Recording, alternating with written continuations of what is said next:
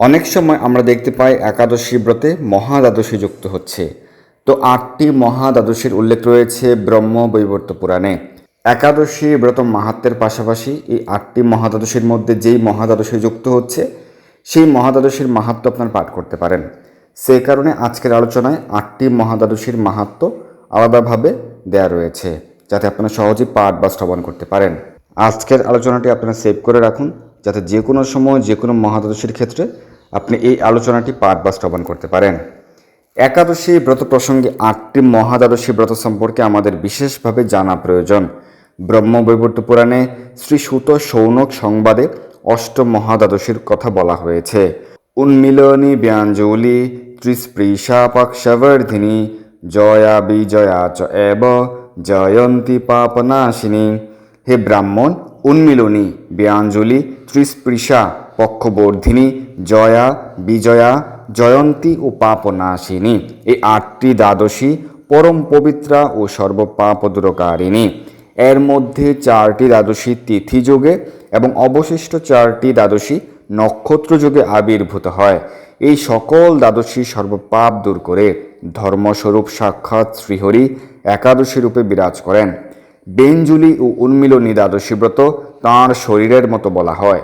পদ্মপুরাণ ও মার্কণ্ড পুরাণে বলা হয়েছে, যারা এই দ্বাদশী ব্রতের অনুষ্ঠান করে না, দেহান্তে অর্থাৎ তাদের এই জীবনের অন্তে তারা যমপুরীতে নরকে বাস করে। তাই আত্মকল্যাণ লাভের জন্য প্রত্যেকের কর্তব্য একাদশী তথা মহাদ্বাদশী তিথিগুলি যত্ন সহকারে পালন করা। এর ফলে অবাঞ্ছিত দুঃখ দুর্দশা থেকে পরিত্রাণ ও আত্যন্তিক মঙ্গল লাভ হয়। উন্মিলনী মহাদ্বাদশী ব্রত মাহাত্ম্য হচ্ছে, একাদশী সম্পূর্ণ হয়ে পরের দিন দ্বাদশীতে কলা মাত্র বৃদ্ধি পেলে অথচ দ্বাদশীর পরের দিন বৃদ্ধি না পেলে তাকে উন্মিলনী দ্বাদশী বলা হয়। এরকম হলে দ্বাদশী তিথিতে উপবাস করে ত্রয়োদশীতে পালন করতে হবে। পদ্মপুরাণে এই মহাদ্বাদশীর মাহাত্ম্য বর্ণিত হয়েছে। এক সময় অম্বরীশ মহারাজার রাজভবনে গৌতম মুনি উপস্থিত হলে রাজা প্রফুল্ল চিত্তে তাঁকে জিজ্ঞাসা করলেন, হে ব্রাহ্মণ শ্রেষ্ঠ, কর্মবন্ধন মোচন ও বৈকুণ্ঠগতি লাভ হয় এমন কোনো বৈষ্ণব ব্রতের কথা কৃপা করে আমাকে উপদেশ করুন। উত্তরে গৌতম ঋষি বললেন, হে রাজন, পূর্বে ভগবান শ্রীবিষ্ণু আমার ভক্তিতে সন্তুষ্ট হয়ে স্বয়ং উন্মিলনী ব্রতের উপদেশ করেছিলেন। সেই ব্রত কথা আমি এখন আপনার কাছে বলছি। ত্রিভুবনের সকল তীর্থ, যজ্ঞ, বেদ ও তপস্যা এই ব্রতের কোটি অংশের এক অংশের সমান নয়। যে মাসে উন্মিলনী তিথির আবির্ভাব হয় সেই মাসে ভগবানের নাম উচ্চারণ করে যথাবিধি ভগবান মধুসূদনের পূজা করতে হবে। হে দেবেশ, হে পুণ্যকীর্তি, আপনাকে প্রণাম।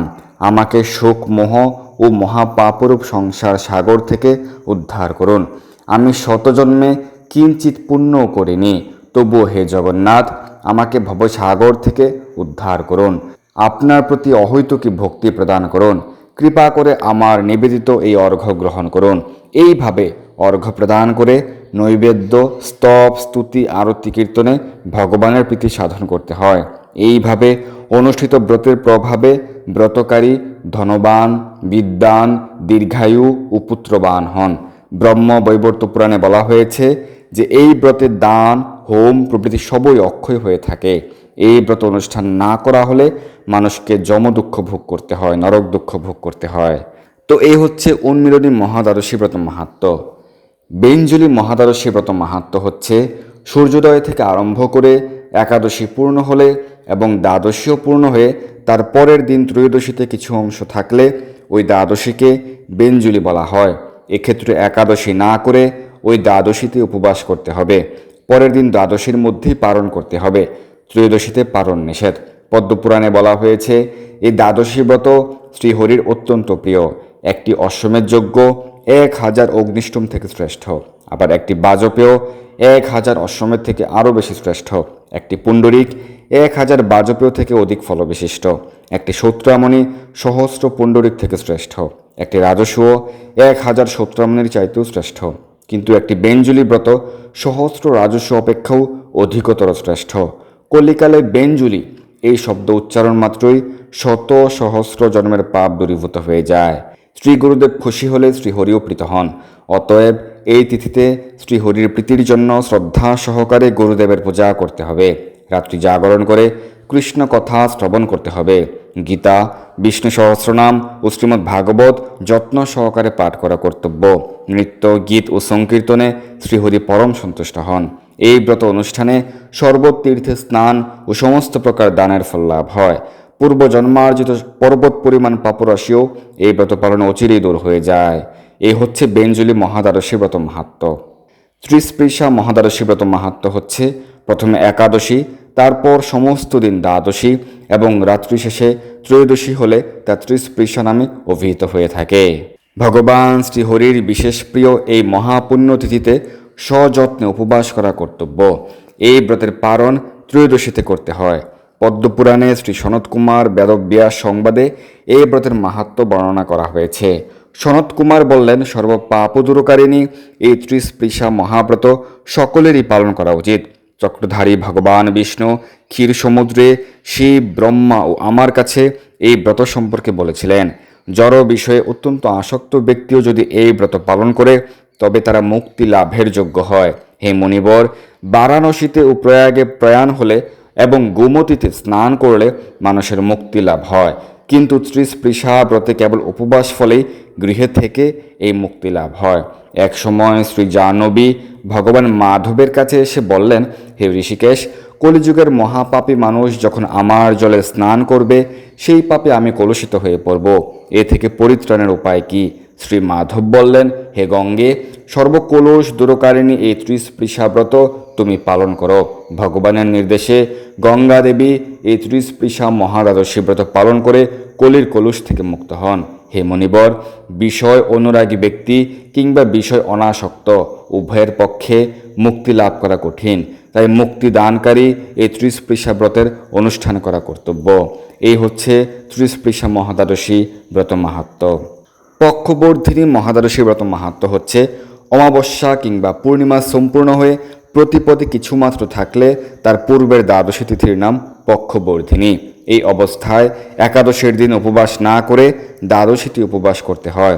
অনন্ত কলুষ দূরকারী এ দ্বাদশী পরিত্যাগকারীকে বহু বছর নরকে বাস করতে হয়। যে মাসে পক্ষবর্ধিনী হয় শ্রীহরির সেই মাসের নাম অনুসারে তাঁকে ভক্তি সহকারে পূজা করতে হয়।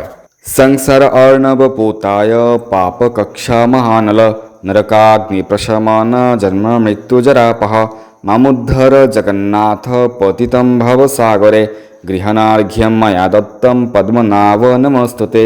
হে জগন্নাথ, আপনি এই সংসার সমুদ্রের নৌকা স্বরূপ পাপরূপিণের জন্য মহানল, নরকাগ্নি প্রশমনকারী, জন্ম মৃত্যু যারা ব্যাধির মোচনকারী, তাই ভবসাগরে পতিত আমাকে আপনি কৃপা করে উদ্ধার করুন। হে পদ্মনাভ, আমার নিবেদিত এই অর্ঘ্য গ্রহণ করুন, আপনাকে আমি প্রণাম জানাই।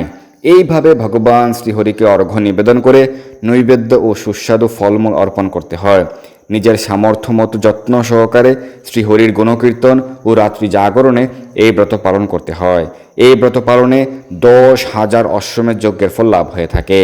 তো এই হচ্ছে পক্ষবর্ধিনী মহাদ্বাদশী ব্রত মাহাত্ম্য। জয়া মহাদ্বাদশী ব্রত মাহাত্ম্য হচ্ছে ব্রহ্মপুরাণে শ্রী বশিষ্ঠ মান্ধাতা সংবাদে এই মহাদ্বাদশীর কথা বলা হয়েছে। শুক্লপক্ষের দ্বাদশীতে পুনর্বসু নক্ষত্র যুক্ত হলে তাকে সর্বোত্তমা জয়া মহাদ্বাদশী বলা হয়। এই ব্রত উপবাসে ভয়ঙ্কর নরক দুঃখ থেকে পরিত্রাণ লাভ হয় এবং অগ্নিষ্টুমাদি যজ্ঞের ফল পাওয়া যায়। এই হচ্ছে জয়া মহাদ্বাদশী ব্রত মাহাত্ম্য। বিজয়া মহাদ্বাদশী ব্রত মাহাত্ম্য হচ্ছে শুক্লপক্ষের দ্বাদশী তিথিতে শ্রবণা নক্ষত্রের যোগ হলে সেই মহাপবিত্র দ্বাদশীকে বিজয়া বলা হয়। ভাদ্র মাসের বুধবারে বিজয়া ব্রত হলে সমস্ত ব্রত থেকে এই ব্রতের মাহাত্ম্য অধিক হয়। এই তিথি আবার শ্রবণ মহাদ্বাদশী নামেও পরিচিত। বিষ্ণু ধর্মোত্তরে এই ব্রতের মাহাত্ম্য প্রসঙ্গে বলা হয়েছে যে এই তিথিতে পবিত্র তীর্থ স্নানে সমস্ত তীর্থ স্নানের ফল পাওয়া যায়। সারা বৎসরের পূজার ফল কেবল এই ব্রত পালনই লাভ হয়। এই দিনে একবার মাত্র ভগবানের নাম জপে 1000 বার জপের ফল অর্জিত হয়। এই তিথিতে দান, বৈষ্ণব ভোজন, হোম, উপবাসে 1000 গুণ বেশি ফল লাভ হয়ে থাকে। তো এই হচ্ছে বিজয়া মহাদ্বাদশী ব্রত মাহাত্ম্য।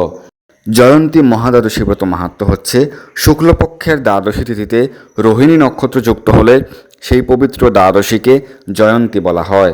এই প্রসঙ্গে শ্রী ব্রহ্মপুরাণে বর্ণিত হয়েছে যে সমস্ত পাপ দূরকারী এই তিথিতে শ্রীহরির পূজা সহকারে ব্রত উপবাসে 7 জন্মের পাপ দূর হয়ে যায়। যে মানুষ বেঁচে থাকতেও এই ব্রত পালন করে না তার জীবন বৃথা। এই তিথিতে শ্রীকৃষ্ণের পূজা বিশেষভাবে করতে হয়। অবতার সহস্রাণি কৌরোষি মধুসূদনা নতে সংখ্যাবতারাণাম কশ্চিৎ জানাতি বৈ ভুবি দেবা ব্রহ্মাদয়ো অপি স্বরূপম ন বিদুস্তব অতস্ত্বং পূজয়িষ্যামি মাতুরুৎসঙ্গ সংস্থিতম বাঞ্ছিতম কুরু মে দেব দুষ্কৃতম চ এব নাশয় কুরুস্বামেদয়াম দেব সংসার আরতি ভয়াপহ। হে মধুসূদন, আপনি অসংখ্য অবতার গ্রহণ করেন। জগতে এমন কেউ নেই যে আপনার সে সকল অবতারের গণনা করতে সমর্থ হয়। ব্রহ্মা আদি দেবতাদের কাছেও আপনার স্বরূপ অজ্ঞাত। জননীর কোলে অবস্থানরত আপনাকে আমি পূজা করি। হে দেব, হে ভবভয় মোচনকারী, আমার দুষ্কুরু অভিষ্ট প্রদান করে আমাকে কৃপা করুন। এইভাবে ভক্তি সহকারে জয়ন্তী মহাদ্বাদশী ব্রত পালন করলে 21 পুরুষ পর্যন্ত উদ্ধার প্রাপ্ত হয়। শ্রীহরির অত্যন্ত প্রীতিকর এই ব্রতের অনুষ্ঠানে সকল মনোবাসনা পূর্ণ ও বিষ্ণুলোকে গতি হয়। এই হচ্ছে জয়ন্তী মহাদ্বাদশী ব্রত মাহাত্ম্য। পাপনাশিনী মহাদ্বাদশী ব্রত মাহাত্ম্য হচ্ছে শুক্লপক্ষের দ্বাদশী তিথিতে পুষ্যা নক্ষত্রের যোগ হলে সেই দ্বাদশীকে পাপনাশিনী বলা হয়। ব্রহ্মপুরাণে বলা হয়েছে যে মহাপুণ্য স্বরূপিণী এই তিথিতে মহারাজ সগর, ককুটস্থ, ধুন্ধুমার ও গাধী শ্রীহরির উপাসনা করে শশাগরা পৃথিবীর রাজা হয়েছিলেন। এই ব্রত উপবাসে কায়িক, বাচিক, মানসিক সমস্ত পাপ থেকে মুক্তি লাভ হয়। পুষ্যা নক্ষত্রযুক্তা এই দ্বাদশীর উপবাসে 1000 একাদশীর ফল লাভ হয়ে থাকে।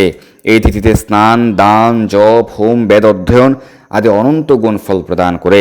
যারা কোনো জাগতিক ফল আকাঙ্ক্ষা করেন না তারা শ্রীহরির প্রীতিবিধানের জন্য এই ব্রত উপবাস পালন করবেন। এই হচ্ছে পাপনাশিনী মহাদ্বাদশী ব্রত মাহাত্ম্য। তো এই 8টি মহাদ্বাদশীর মাহাত্ম্য বাড়িতে পাঠ করতে বা সকল একাদশী ব্রতের মাহাত্ম্য কথা পাঠ শ্রবণ করতে এই নম্বরে যোগাযোগ করে একাদশী ব্রত মাহাত্ম্য গ্রন্থটি শীঘ্রই সংগ্রহ করুন। সমগ্র ভারতে হোম ডেলিভারি হচ্ছে। হরে কৃষ্ণ, জয় হোক সকলের, হরি বল।